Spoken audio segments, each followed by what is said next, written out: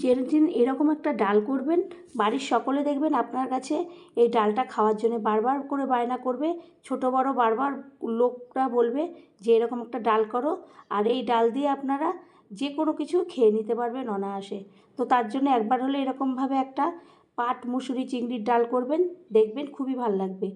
তার জন্য আমি একটা কড়াই বসিয়ে দিলাম, কড়াইতে বসিয়ে দিয়ে দিলাম তেল। তেলটা গরম হতে আগের থেকে চিংড়ি মাছ আমি ধুয়ে পরিষ্কার করে লবণ আর হলুদ মাখিয়ে রেখেছিলাম, সেই চিংড়ি মাছগুলোকে আমি ভাজতে দিয়ে দেবো। তো বন্ধুরা, চ্যানেলটি যদি সাবস্ক্রাইব না করেন সাবস্ক্রাইব করবেন, লাইক শেয়ার কমেন্ট করবেন, পাশে থাকা বেল বাটনটি টিপেন, তাহলে যে কোনো রেসিপি আপনার কাছে সবার আগে পৌঁছাবে। এরপর আমি এইভাবে চিংড়ি মাছগুলোকে ভালো করে ভেজে একটা প্লেটের মধ্যে তুলে নেব। তুলে নিয়ে এরপর আমি কড়াইটাকে একটা সাইড করে রেখে দেবো। এইদিকে আবারও ওই কড়াইটাকে আমি ধুয়ে পরিষ্কার করে নিয়ে ওর মধ্যে বসিয়ে দেব জল। জলটাকে দিয়ে আমি এক বাটি মুসুরির ডাল আমি ভালো করে ধুয়ে পরিষ্কার করে নেব। তারপরে ওই ডালটাকে আমি ওই জলের মধ্যে ঢেলে দেবো, যেহেতু ডালটা ভালো করে ধোয়া হয়ে গেছে বলে একটু বাটির মধ্যে লেগে রয়েছে। তারপরে পরিষ্কার করে সমস্ত ডালগুলোকে দিয়ে আমি লবণ দিয়ে একটা ঢাকনা দিয়ে আমি ঢেকে দেবো। তারপরে 10 মিনিট পরে আমি ঢাকনাটা তুলে দেখব, ডালটা আমার যে পরিমাণে সিদ্ধ হওয়া দরকার সেই পরিমাণে সিদ্ধ হয়ে গেছে। খুব একটা সিদ্ধ করব না, মোটামুটি একটু ডাঁটো ডাঁটো থাকবে, সেইভাবেই নামাবো, কারণ দেখতেও এবং খেতেও ভালো লাগবে। পুরো গলে গেলে এই পাট শাকের ডাল ভালো লাগে না। তারপরে পাট শাকটাকে আমি ভালো করে ধুয়ে পরিষ্কার করে ওই ডালের সঙ্গে মিশিয়ে নেব খুন্তির সাহায্যে। এরপরে দিয়ে দেব আমি একটু হলুদ। এখানে আর কোনো মশলা ব্যবহার করব না।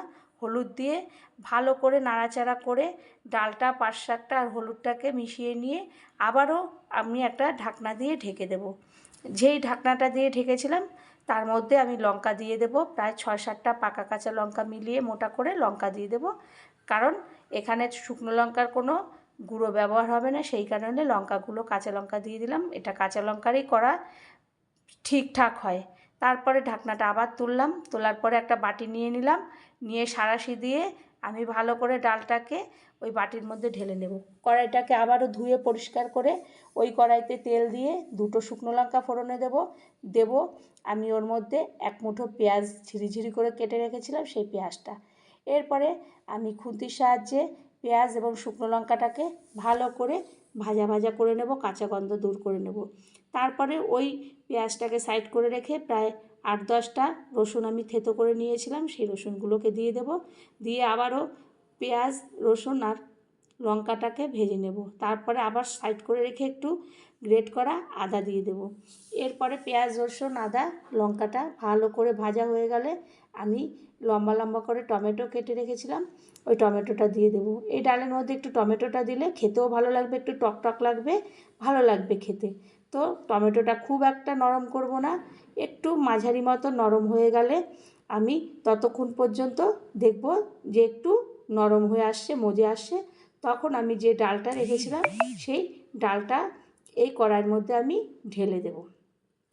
ঢেলে দিয়ে আমি ফোড়ন দিয়ে দিলাম। ফোড়ন দিয়ে এরপরে আমি খুন্তির সাহায্যে ভালো করে নেড়ে সমস্ত মশলাগুলোকে পেঁয়াজ রসুন আদা লঙ্কা টমেটো একসঙ্গে মিলিয়ে আমি সুন্দরভাবে দিয়ে দিলাম।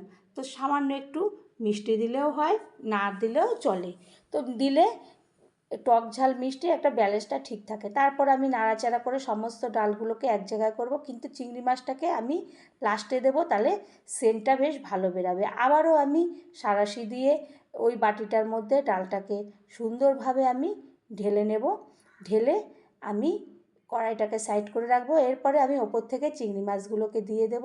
তো বন্ধুরা, আমি যে এই পাট শাক মুসুরি আর চিংড়ি মাছ দিয়ে রসুন ফোড়ন দিয়ে যে ডালটা করলাম, একবার হলেও আপনারা বাড়িতে করবেন, দেখবেন ভালো লাগে। আবারও কোনো রেসিপিতে দেখা হবে। ধন্যবাদ।